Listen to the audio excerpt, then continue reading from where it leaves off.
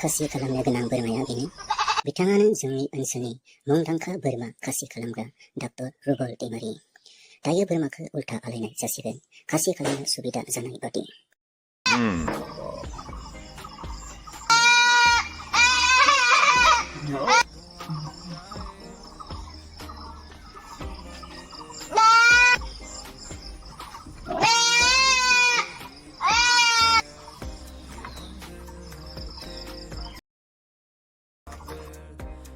खासि खालामनाय सिगां सानायनि बिजि गंसे होग्रोबाय, जाहाथे सानाया एसे कन्ट्रल जायो।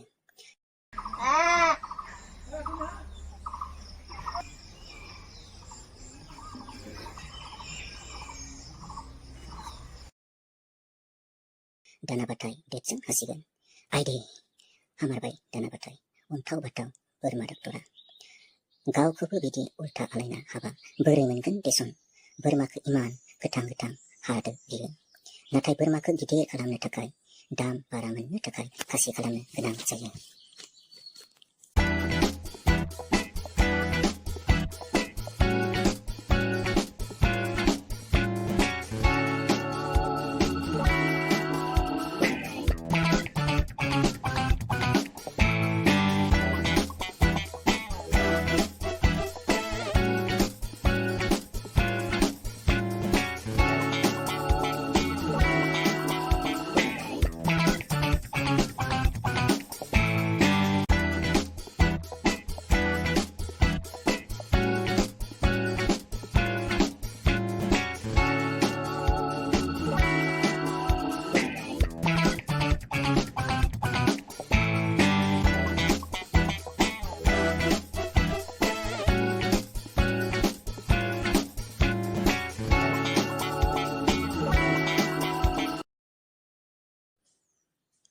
दायो हास'नायनि आगोल खुन्दुंजों दाहाय मोजाङै खाब्रेनानै लाग्रोसिगोन। जोबोद दाहाय खानो गोनां जायो, बेखौ जाहाथे दिग जानो हाया।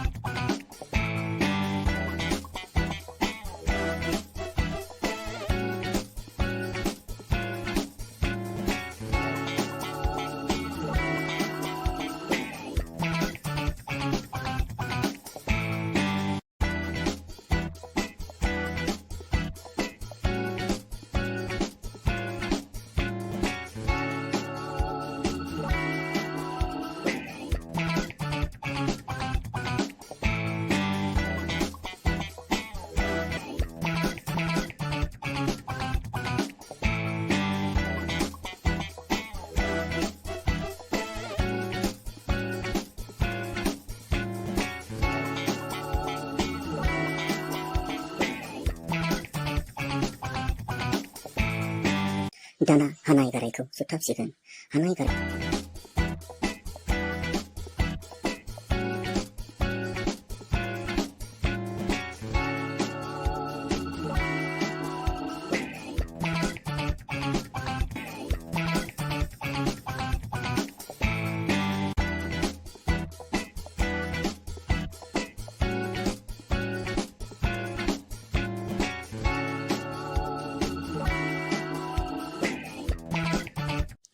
सोरहाबाफोर बोरमा खासि खालामनो दंब्ला बिथांखौ कन्टेक्ट खालामनो हागोन आरो सोरबाफोर बोरमा खासि खालामनायनि ट्रेनिं लानो गोसो दंब्ला खम बेसेनावनो बिथांजों ट्रेनिंबो लानो हागोन। मानोथो होनोब्ला बोरमा खासि खालामनाबो गोबां रां मोननो हायो। मासे बोरमा खासि खालामनायाव 300 रां लायो जोंनि ओनसोलाव आरो मासे बोरमा खासि खालामनो बिदि गोबां सम नांगौ जाया, मात्र 10 मिनिटल' सम नांगौ जायो। अब्ला 10 मिनिटआव मासे बोरमा खासि खालामनो हायोब्ला अब्ला नोंथाङा 10 मिनिटआवनो 300 रां खामायनो हागोन आरो 20 मिनिटआव 600 रां आरो 30 मिनिटआव 900 रां नोंथाङा खामायनो हागोन बोरमा खासि खालामनायनि ट्रेनिंखौ नोंथाङा लानानै थायोब्ला। हौवाफोराल' बे खामानिखौ मावनो हायो बे नङा, हिनजावफोराबो बे खामानिखौ मावनो हायो। मानोना बोरमा खासि खालामनाय खामानिया जेबो गोरा खामानि नङा। जुदि नोंथांमोना भिडिअखौ मोजां मोनदोंब्ला लाइक, शेयार, कमेन्ट आरो साबस्क्राइब खालामनानै होदो। नेक्स्टआव आरोबाव आङो बिदिनो दाउला खासि खालामनायनि भिडिअ लानानै फैबावसिगोन।